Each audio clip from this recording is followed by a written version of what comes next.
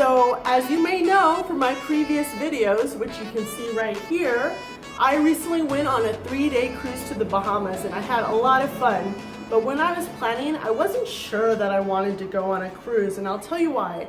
I previously went on 2 separate 7-day cruises to the Caribbean, and there were things that I liked and things that I didn't like about the experience. So I thought today I'd tell you about my 5 best and 5 worst things that I like or dislike about a cruise, and hopefully it'll help you if you're trying to decide if you want to go on a cruise in the near future. So I'm going to start with the best because, start with the positive. And so number 1, the best thing about a cruise is that it's easy. You don't have to do much planning other than booking the cruise and picking some excursions or knowing what you want to do when you get to a port on a cruise. But even this you don't really have to do, because usually when you get off the boat at a port, there's things to do right there, some shopping. Everything's taken care of though in the cruise. Your food is taken care of, your lodging is taken care of. Once you get on that boat, you feel sort of safe. Number 2, best thing about a cruise is the food though. There's so many things to eat and so many options. There's the buffet always, which is something great. There's usually specialty foods like pizza, and on my particular recent cruise, they had like a chocolate buffet with all sorts of delicious desserts and things you could dip in fondue. There are so many food options, and there's a lot of things that you're probably going to find delicious, and so many delicious things that you're probably going to overdo it like I did. We literally went straight from breakfast to lunch. We couldn't resist. We just came to look, but the Mongolian wok was open, and it's only open for a couple hours during the day. And a Mongolian wok is where you pick the vegetables and the noodles and the meat you want, and they cook it for you in the sauce that you want, which I love stuff like that. So I got the beef with like glass noodles. Ahmed got he got all the noodles with calamari. I actually intentionally lost weight for this cruise. I lost about 14 pounds total, so I'm praying to God I don't get it all back in these 2 days. But one tip that I heard before going on a cruise that I would definitely say is a good tip is you should really save your appetite for the dining room. The dining room is going to have a lot better food options, higher quality foods, specialty foods, and it's just going to be of higher quality value for the amount of food you can eat. So I recommend the dining room. You can do breakfast there. Definitely you're going to be wanting to do dinner there. And they even have specialty things, like they have tea time, which I love because they have little specialty desserts that they serve with the tea that you're not going to get anywhere else on the boat. Number 3 best thing about a cruise is the entertainment options. There are so many things to do on a cruise. Chances are you're not going to get bored. There are a lot of physical things you can do on the boat, which are really awesome. Like they usually have something like a water slide, different kinds of pools, so you can either relax or swim around. They have a gym where you can work out, and you have a great view of the ocean, which is amazing. Also, they have games set up. They have a sports area where you can play basketball or soccer, which Ahmed loves doing. Number 4, best thing about a cruise is the manufactured fun.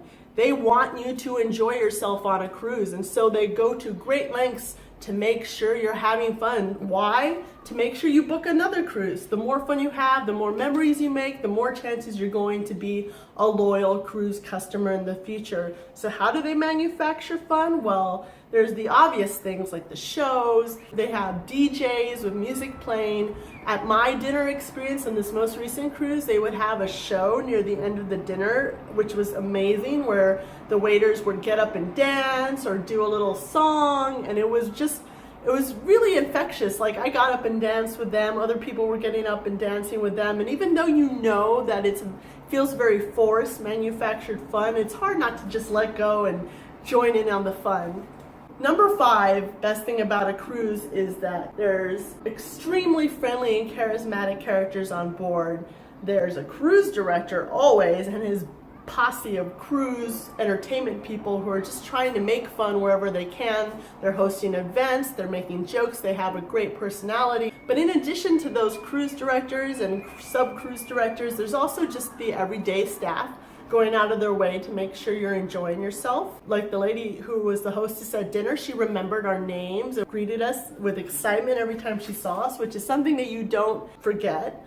And we had the guy cleaning our room who left little notes for us and asked us how we were doing every time he saw us. And he left little towel animals and things like that. You know, they really add up to make your time even better. Okay, now that we got the fun stuff out of the way, it's time to talk about the not so great stuff about a cruise and the reason why I wouldn't make every trip I take a cruise.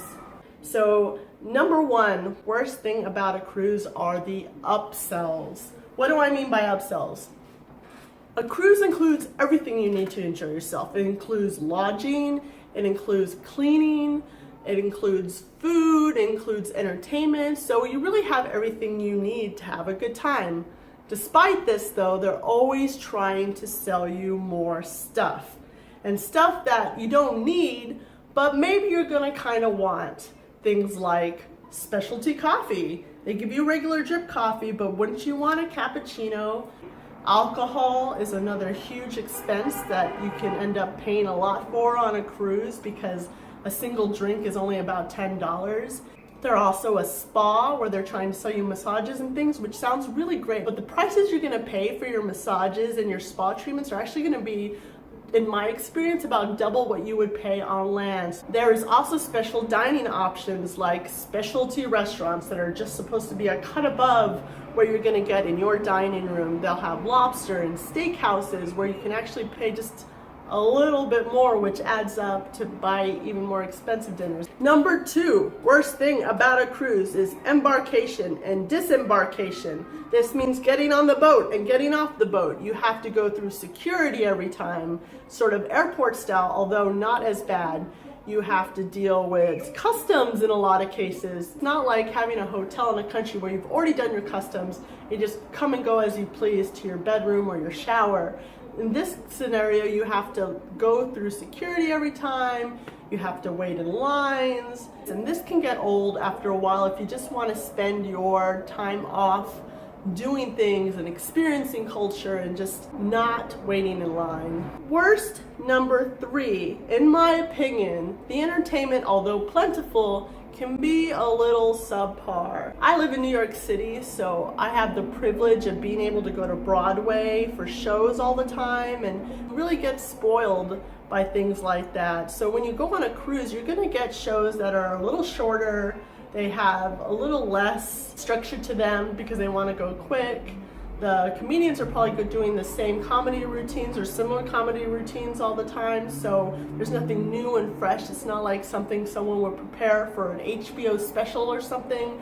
So the shows aren't going to be the best shows you're going to see in your life, and I'm not saying they're terrible. There'll be moments where things are absolutely amazing and then moments where you're like, oh, this isn't the best show that I'm ever going to see. Worst, number four, about a cruise for me are the connections. What do I mean by connections? I mean travel connections. So in order to get on the boat, chances are you don't live right next to the port. Chances are you're going to have to fly to Florida if you don't live there, or fly somewhere else. And then you're gonna have to get from the airport to the boat, and from the boat to the airport. We just got off the boat, now we're waiting for our shuttle to the airport. But you can have missed connections, which are really annoying. And I had an experience on my second cruise where I had a flight in the morning, and in the afternoon I was supposed to get on the boat, but my flight in the morning was delayed to a point where I wasn't going to be able to make it to my boat. So I had to actually spend hundreds of dollars to get a completely new flight to get there on time, because if the boat leaves without you, that's it. They're not waiting for you. There's no easy way to get back on the boat. You have to worry about those kinds of connections, and they can be stressful, and it can be annoying to have to take all this transportation just to get on another mode of transportation, unless you love cruises, in which case it's worth it. But for me, it can be stressful and it can detract from the whole experience. Number five, last thing that I dislike about a cruise are rough waters. Now, luckily for me, I don't get seasick, so rocking back and forth on a boat is no big deal, but especially on this most recent cruise, there were some pretty heavy winds, and I don't really feel like I'm rocking back and forth, but I do feel like gravity is varying in time, and that feeling can be very uncomfortable. It can make it hard if you're trying to run on a treadmill, for example, and balance and not hurt yourself. It just can make you unsteady, and if you're already kind of klutzy like I am, it can be dangerous. I hope you enjoyed these things. I hope it helps you when you're deciding if you're going to take a cruise or not, or just to prepare if you are going to take a cruise. And I hope you have fun on your cruises, because I had fun on mine and it was definitely worth it. Subscribe to my channel if you like what you see. If you think I missed anything about what's good and what's bad about a cruise, please let me know in the comments below. Thanks a lot, guys, and see you in the next destination.